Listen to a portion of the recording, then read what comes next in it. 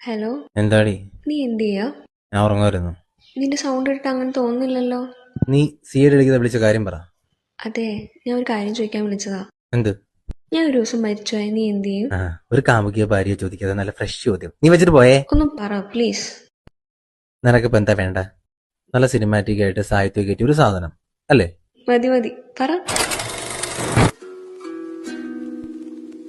അന്ന് നല്ല മഴ പെയ്യുന്നുണ്ടാവും. ആ മഴ നനഞ്ഞ് ഞാൻ നിന്റെ വീട്ടിലോട്ട് കയറി വരും. അവിടെ നല്ല ചാമ്പ്രാണി മണക്കുന്നുണ്ടാവും.